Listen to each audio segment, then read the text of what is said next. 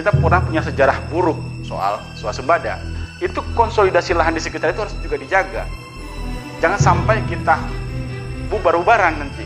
Betul kita nanti capai swasembadanya, tetapi pada saat yang sama petani tidak dapat apa-apa.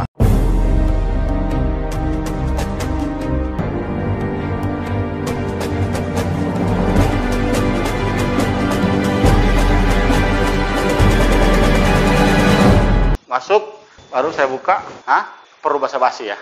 Kembali lagi bersama Ilham, kita akan bicara tentang yang tidak dibicarakan.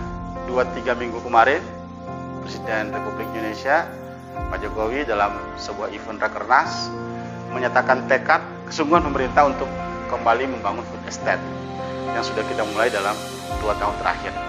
Ini sesuatu yang baik sekali, menjadi jembatan dari problem kita dalam pengelolaan lahan yang tidak efisien, karena rata-rata kepemilikan lahan kita di bawah 2 hektar di Jawa misalnya. Tetapi kita pernah punya sejarah buruk soal swasembada, karena orientasi negara, orientasi pemerintah hanya sekedar jumlah panen per hektarnya. Betul kita nanti capai swasembadanya, tetapi pada saat yang sama petani tidak dapat apa-apa. Beberapa sentra yang sedang dibangun, khususnya misalnya padi yang saya tahu di Kalimantan Tengah, Sumatera Selatan, ini tidak lagi boleh berorientasi terhadap jumlah panen, tetapi juga terhadap kesejahteraan petani. Saya mau mengingatkan soal on-farm dan off-farmnya. Artinya, bantuan pemerintah tidak hanya sekedar benih, alat mesin pertanian, pupuk, dan segala macam, tapi jaminan terhadap harga juga penting.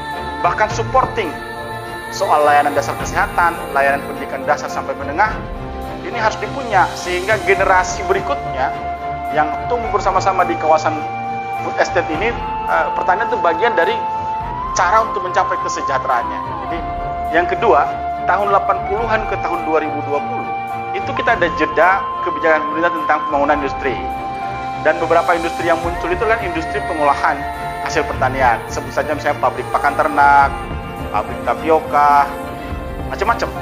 Industri-industri ini jangan karena dibuka lahan baru tidak juga optimal. Jadi pemerintah bertanggung jawab untuk daerah-daerah yang punya industrinya, dalam hal industri pasca panen atau industri turunannya, itu konsolidasi lahan di sekitar itu harus juga dijaga. Jangan sampai kita bubar-bubaran nanti. Tapi sebaliknya, perhatian kita terhadap pengorganisasian lahan di sekitar kawasan industri ini harus dibarengi dengan komitmen para pengusaha atau konglomerasi ini. Insentifnya adalah membangun kembali industri di tempat-tempat food estate yang akan dilakukan oleh pemerintah. Jadi ada cross insentif.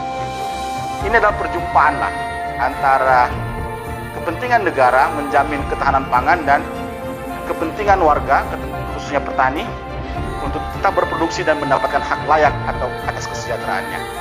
Pikiran kita tentang food estate tidak boleh hanya pada padi, tidak hanya boleh pada beras, karena disebut dengan ketahanan pangan ini multi komoditi. Kalau kita list kebutuhan item impor kita, ini bawang, tomat, buah-buahan, horti segala macam, kita masih defisit di situ. Saatnya dengan program food estate ini kita masuk ke komoditi-komoditi di luar padi juga. Food estate adalah jalan meraih ketahanan pangan sekaligus mensejahterakan petani. Yang penting komitmennya tidak hanya sekedar bantuan pemerintah di lahan, tetapi juga di off-farmnya. Sampai ketemu. Assalamualaikum warahmatullahi wabarakatuh.